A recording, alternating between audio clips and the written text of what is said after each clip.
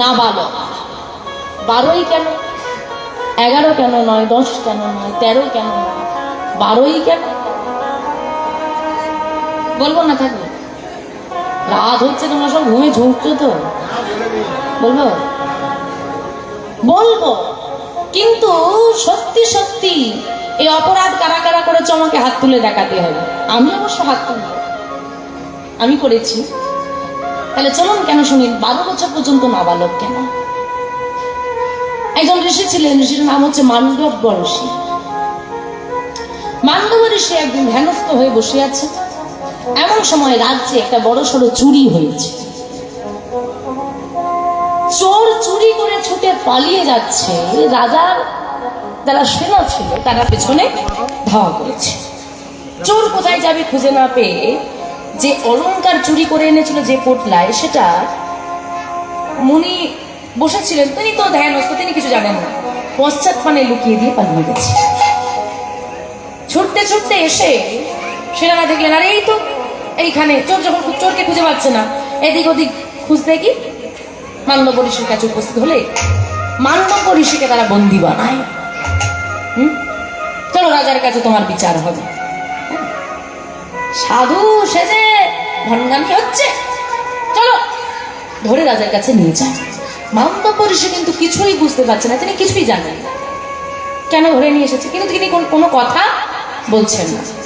তারা যা বলছে ঋষি তাই মুখ বুজে মেনে নিচ্ছে। রাজার দরবারে এসে বিচার হয়ে গেল, কি কারাগারে বন্দি করো, আমার রাজ্যে চুরি চলবে না। কিন্তু চুরির সাজা হলো কারাগারে বন্দি করা। যেহেতু উনি একজন বৈষ্ণবের সাথে চুরি করেছেন, সাধু সেজে চুরি করেছেন, তাহলে প্রতিটা সাধুর গায়ে কলঙ্কের দাগ লাগে। আর কেউ বিশ্বাস করবে সাধুকে? ওনাকে শুলে চড়িয়ে দাও। আচ্ছা, আমার শুলে চড়ানো মানে শুলে চড়ানো মানে কি? কি সাজাটা কি না, সেটাকে বলে শিরোচ্ছে, যেটা ধর থেকে মুন্ডা লাগা, ওটা হচ্ছে শিরোচ্ছে।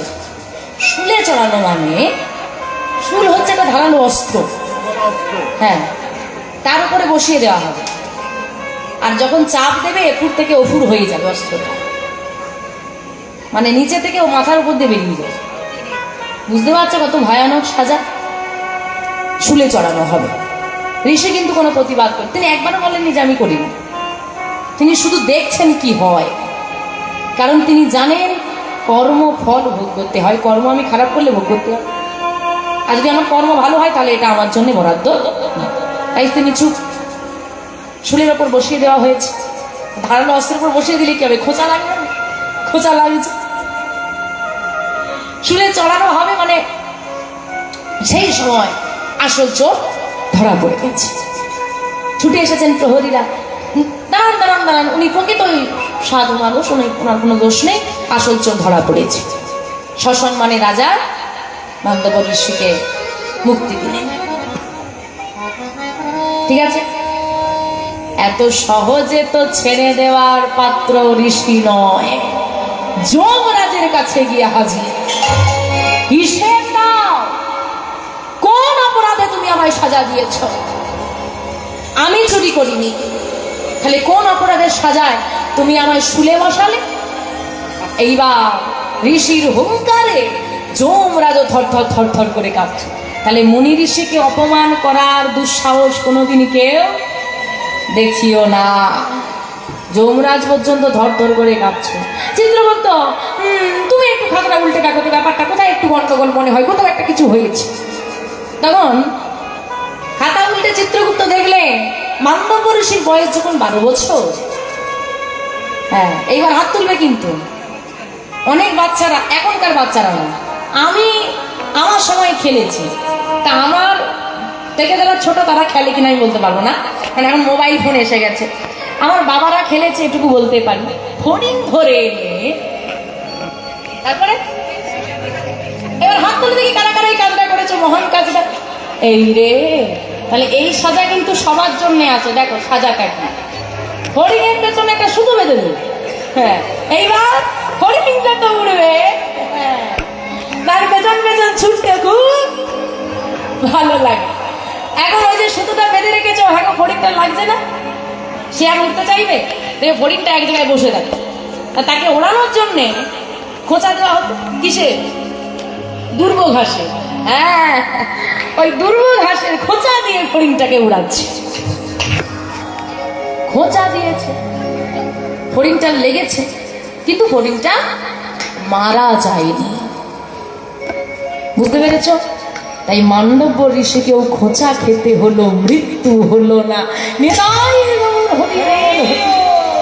পাপ তার বাপ কেউ ছাড়ে না, কর্মফল সবাইকে ভোগ করতে হবে। মান্ডব্য ঋষি বললেন, ও এই দিকটা সাজা। আমি তখন ছোট, তো একেবারে ছোট না, কি করে বুঝবো? এই বাচ্চাগুলো যদি তুমি এখন বোঝাও, আমরা বলি কি এই কাজটা করিস না, ভূতে ধরবে, বাঘ চলে আসবে, হনুমান চলে আসবে, নিয়ে চলে যাবে, কত কিছু বোঝায়। তাকে যদি বলি পাপ হবে, কর্মফল ভোগ করতে হবে, সে বুঝবে?